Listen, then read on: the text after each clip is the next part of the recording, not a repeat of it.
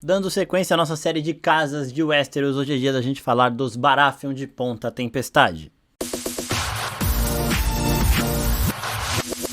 E aí, seus geeks, tudo certo? Eu sou o Marcos Veloso e o vídeo de hoje é um vídeo sobre a casa Baratheon, uma das mais novas casas dessas que a gente tá falando aqui nessa série, pelo menos nesse comecinho. E antes de eu começar a falar sobre ela, eu quero pedir pra vocês se inscreverem no nosso canal, curtirem esse vídeo aqui e também darem uma olhadinha na playlist, porque a gente já falou de casa Stark, de casa Targaryen, de casa Velaryon, e a gente vai continuar essa série pelo menos com um vídeo por semana. O da outra semana, da semana que vem, vai ser sobre os Lannister. Então já se inscreve no canal, ativa o sininho pra não perder o aviso de quando esses vídeos forem saindo.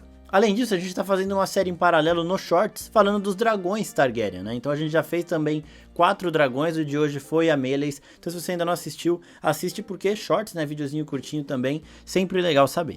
Bom, mantendo a estrutura desses vídeos, a gente começa falando do emblema e do lema da casa Baratheon. O emblema e lema da casa Baratheon, eles foram herdados de outra casa. Daqui a pouco a gente vai chegar nessa parte da história, mas o seu emblema é um cervo, né? Um veado coroado em cima de um campo de ouro, e o seu lema é "Nossa é a Fúria", né? Fazendo referência àquela brutalidade lendária dos Baratheon e também da família que veio antes deles, porque eles herdaram este lema, né? Eles mantiveram as tradições de uma família que existia antes deles ali. Então vamos começar a falar sobre isso. Os Baratheon, eles foram fundados na época da conquista de Aegon, né? Então, antes disso não existia a casa Baratheon de Ponta Tempestade, e quem governava Ponta Tempestade eram os reis da Tempestade da casa do Randon, e era naquela época da conquista dominada por Argilac do Randon, que era conhecido como Argilac o Arrogante. Nessa época, o Aegon Conquistador, ele tinha o seu comandante mais fiel, e diziam que o único amigo de verdade do Aegon ali, o Orlys Baratheon, ele veio se tornar depois o primeiro mão do rei de toda Westeros.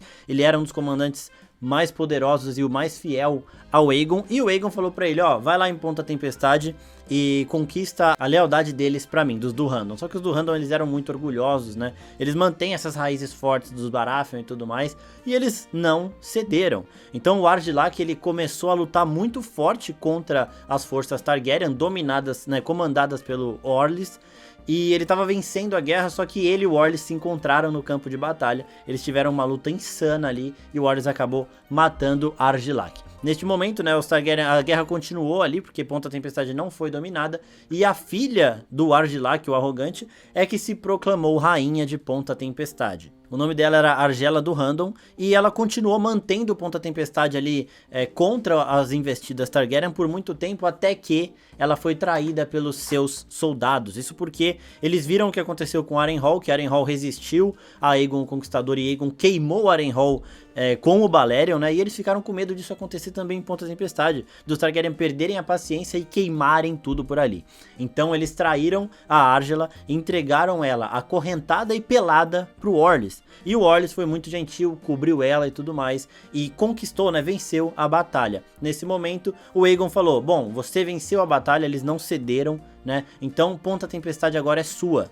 E aí ele casou com a Argela, né? Eles tiveram ali uma relaçãozinha de primeiro momento. Ele casou com ela, ele cuidou dela quando ela chegou lá como prisioneira e tudo mais, e manteve o lema e o emblema da casa do Randon, só que fundou a casa Baratheon. Então a partir daquele momento a casa do Randon não existia mais, existia com a Argela e tudo mais, e as raízes deles existem desde os primeiros homens e continuaram, já que ela é a esposa do primeiro Lorde Baratheon, né? E aí ele funda a casa Baratheon. Quando o Aegon começa a governar o Westeros, o Orlys ainda é proclamado como o primeiro mão do rei de todos, porque ele era o único homem de confiança do Aegon, né? Então a história da fundação da casa Baratheon já junta aí com a história de um dos grandes Baratheon, porque a gente sempre faz isso nos vídeos, fala dos grandes nomes Baratheon, e este é o primeiro, Orlys Baratheon, o primeiro Baratheon de todos. A casa do Randon a gente pode falar delas em um outro vídeo, mas eles vêm desde antes dos primeiros homens, então eles são uma casa bem ancestral de Westeros, bem do tempo lá dos Stark e tudo mais, então são bem antigos mesmo.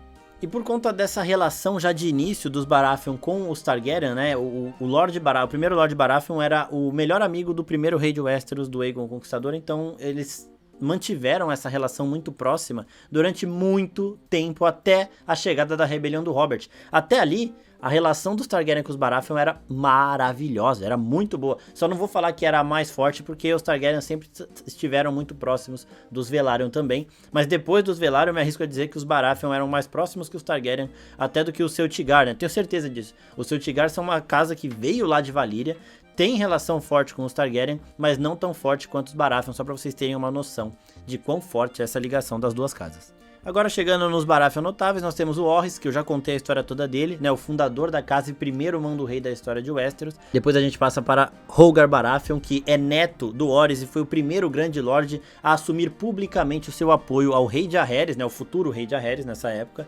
contra o rei Maegor o Cruel. Então o Maegor ele tava tocando uma zona lá em Westeros, ninguém gostava dele, as pessoas começaram secretamente a apoiar o Jaehaerys, que ainda era uma criança, e o Rhaegar foi o primeiro a falar, não, eu apoio mesmo, meu exército é seu, vamos pra cima e tudo mais. E por conta disso, quando o Jaehaerys realmente venceu essa luta toda, que é uma parada, um conflito bem legal também da gente falar depois, e se tornou o rei, o Rhaegar virou mão do rei, né, porque o Jaehaerys confiava muito nele, eles eram realmente muito próximos, por mais que o Jaehaerys fosse uma criancinha, o Rhaegar já um lorde formado e tudo mais, eles eram muito próximos e tinham aí essa confiança mútua, e por conta disso, o Rhaegar se torna o mão do rei. Só que como o Jaehaerys ele era muito novinho, quem comandava o reino era a Alyssa Velaryon, a mãe do Jaehaerys, e o Rhaegar Baratheon, né, que é o mão do Jaehaerys aí. Nesse momento, né, os dois estavam reinando muito juntos, eles se aproximaram demais nessa época, e quando o Jaehaerys realmente tem idade e se torna o rei de Westeros, os dois se casam. Então o Rhaegar Baratheon acabou casando com a mãe do Jaehaerys, e deste casamento nasce Jocelyn Baratheon, que também tem uma forte conexão com os Targaryen. Os nomes são muito confusos, mas daqui a pouco vocês vão entender. Vamos agora falar um pouquinho da Jocelyn. Ela foi para Porto Real muito cedo, ela era meia-irmã do Jaehaerys, só que a idade deles era muito diferente ali, ela era muito criancinha, ela tinha a idade dos filhos do Jaehaerys, para vocês terem uma noção. E aí, ela foi para Porto Real muito cedo e a boa rainha Alysanne, que era meia-irmã dela também, colocou ela para sentar do lado de Aemon Targaryen, que era um dos filhos ali do Jaehaerys e o futuro herdeiro de Westeros. Ela e o Aemon tinham uma diferença de 1 ano de idade, e desde o dia que eles se conheceram, eles se grudaram criancinhas ali, e num futuro, alguns anos depois, eles acabaram se casando. Então, por conta da relação forte da Jocelyn Baratheon com o Aemon Targaryen, a Alysanne, que era a rainha, e o Jaehaerys, que era o rei, eles quebraram uma tradição Targaryen de casar sempre o irmão mais velho com a irmã mais velha. E aí nisso, sobra a Alyssa Targaryen, que era a irmã do Aemon, aí filha do Jaehaerys e tudo mais, o nome em homenagem à mãe, que tinha o mesmo nome, só que era Velaryon, mó confusão, mó zona.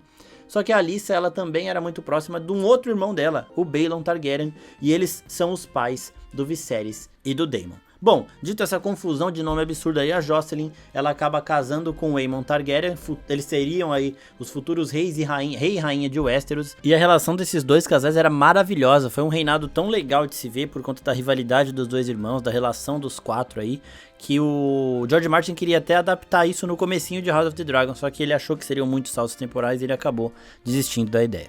E deles nasce a rainha que nunca foi, Rhaenys Targaryen, que a gente tá vendo em House of the Dragon agora, a Rhaenys, que é a mulher do Corlys Velaryon ali, que também ganhou o público nessa primeira temporada da série.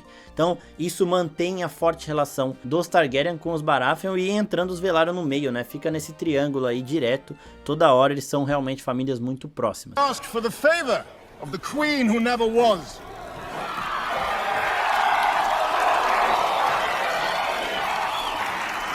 Good fortune to you, cousin. I would gladly take it. I thought I needed it. Ao longo da história Baratheon, eles realmente permaneceram ao lado dos Targaryen ali muito, em todos os conflitos eles sempre estavam lá pra apoiar. Tudo bem que na Dança dos Dragões, o Borros, que a gente nem vai falar aqui, ele apoia o Aegon e não a Rhaenyra. A gente viu isso acontecendo também em House of the Dragon, e por isso, por conta deles não ser um rei tão memorável assim, que ele não entra nessa lista aqui. Mas dando sequência, durante a rebelião Blackfyre, que a gente já falou também na história da casa Targaryen, que tá linkadinha aqui embaixo, os Baratheon de novo permaneceram ao lado dos Targaryen. Era Targaryen contra Blackfyre e os Baratheon permaneceram do lado dos Targaryen. E agora a gente chega num outro Baratheon notável, que é o Steffon Baratheon. Ele é pai do Robert e ele é filho de Rhaelle Targaryen, que por sua vez era filha do rei Aegon V. O Steffon tinha dois amigos inseparáveis que vocês certamente conhecem, Tywin Lannister e Aerys II, o Rei Louco. E do Stefan Baratheon, né, um filho meio Baratheon, meio Targaryen, nós chegamos em Robert Baratheon, que é o responsável por quebrar essa linhagem de companheirismo dos Baratheon com os Targaryen. What Rhaegar Targaryen did to your sister, the woman I loved. I'll kill every Targaryen I get my hands on. You can't get your hands on this one, can you? A relação dele com Rhaegar Targaryen, a luta deles pela Lyanna Stark acaba quebrando essa aliança que durou aí quase 300 anos e começa a rebelião do Robert, um dos maiores eventos da história de Westeros e sem dúvida o maior evento da casa Baratheon, né? Quando o Robert encontra o Rhaegar num campo de batalha, derrota o maior dos guerreiros dos dragões ali e acaba usurpando o trono de ferro, se tornando o primeiro rei de Westeros que não é um Targaryen. E depois de Robert, a história dele é uma história absurda que dá pra gente falar em um vídeo só dele. E depois do Robert a gente tem outros Baratheon conhecidos, mas o que vale mais reforçar aqui é o Stannis, que também é um Baratheon notável. A gente tem o Renly, tem o Joffrey, que é um puta rei de bosta, a gente tem o Tommen, que também não fez nada, tem a Myrcella. Esses são Baratheon bastardos, todo mundo sabe, mas é o que a gente vê muito em House of the Dragon. A história se lembra de nome, e os nomes deles é Baratheon, né? Então é Joffrey Baratheon, Tommen Baratheon, Myrcella Baratheon. Eles são filhos da Cersei com o Jaime, mas para todos os efeitos eles são filhos do Robert também. Então, de Baratheon notáveis aí a gente tem poucos, né, porque a história dos Baratheon nunca foi tão aprofundada, assim como a dos Velaryon. Os vídeos de Stark e de Targaryen ficaram mais longos porque tem muita gente. São histórias que são muito trabalhadas pelo Martin, essas outras não, por enquanto. Então essa é a história da Casa Baratheon, pessoal. É uma história mais curtinha do que as outras, porque o Martin não trabalhou ainda muito ela, mas são membros conhecidos pelo seu vigor físico. É uma casa também fascinante que tem muita participação em Game of Thrones. Depois assistam a playlist aqui para ver as outras casas que a gente já gravou e peçam quais casas vocês querem ver depois dos Lannister. A gente vai falar dos Lannister, aí tem vídeo sobre os Bolton, e aí depois a gente vai abrir nova votação lá no nosso Instagram para saber se vocês querem saber dos Hightower, dos Tyrell, aí vocês pedem por lá. Então se inscrevam no nosso canal e sigam as outras redes sociais da oficina para participar de todo esse processo para a criação dos nossos vídeos. É isso, pessoal, muito obrigado e até a próxima. Tchau, tchau.